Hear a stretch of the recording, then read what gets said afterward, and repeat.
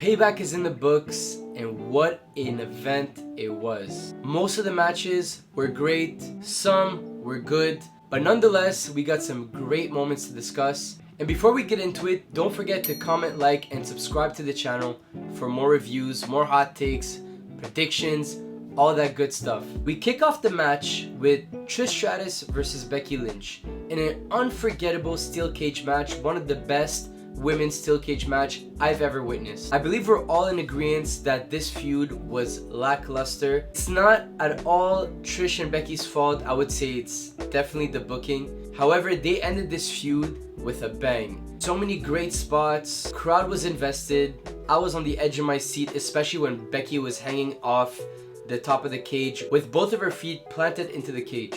I think the fans took Trish for granted. She cemented Becky as the GOAT of this generation, and she helped elevate a new star in Zoe Starks at the end of the match. Sincerely, thank you, Trish. Next, you got an unforgettable segment with the GOAT and the host of the evening with John Cena.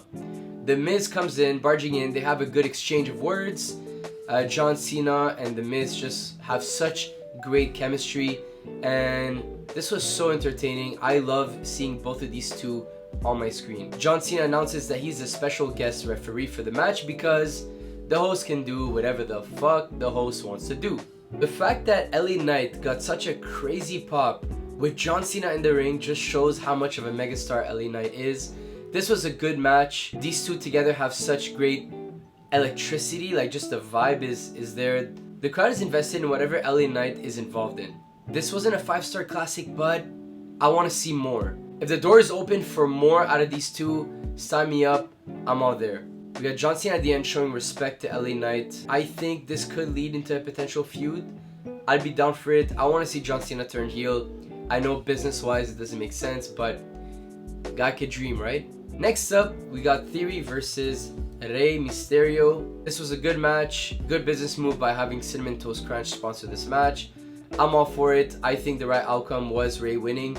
I'm tired of seeing Rey getting cheated from lengthy title reigns, just like we had in 2011 when he won the WWE Championship. I think we got a major star in Theory, and we need to just be patient, like we were patient with Cena back in 02 and 03. Also on board with Grayson Waller and Theory. I think this could be similar to Rated RKO. I think both of their characters mesh really well.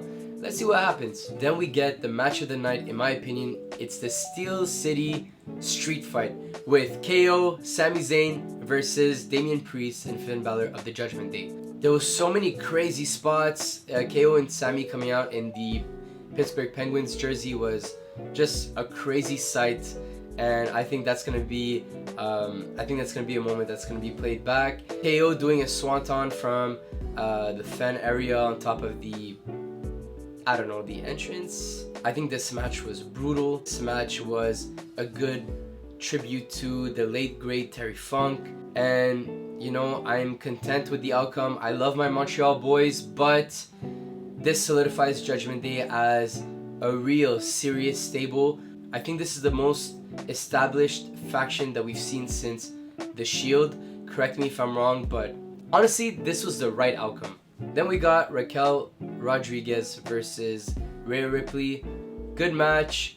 This is the match that, you know, I was the least invested in, but it's just whatever. You know, it didn't feel like a pay-per-view worthy match to me, but I'm open to see where it goes.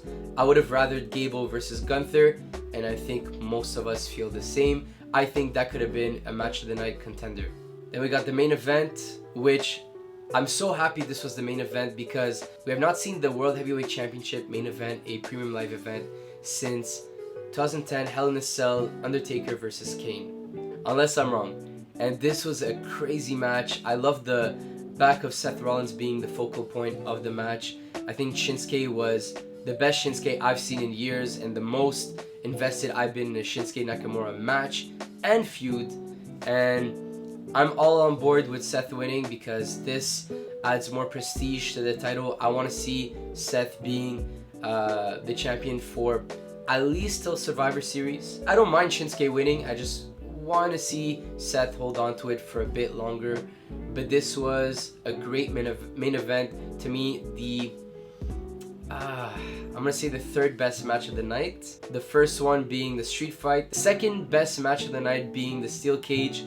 But sometimes I'm like conflicted between these two. Like it could be either or really. This was an 8 or 8.5 event out of 10. I love this premium live event, and it was so refreshing to see a premium live event not revolving around the bloodline. Anyways, that's my review of Payback. Let me know what you think in the comments below. What was your favorite match of the night? Don't forget to comment and subscribe for more content in the very near future. Thank you for watching. Once again, this is The Lockup. Peace.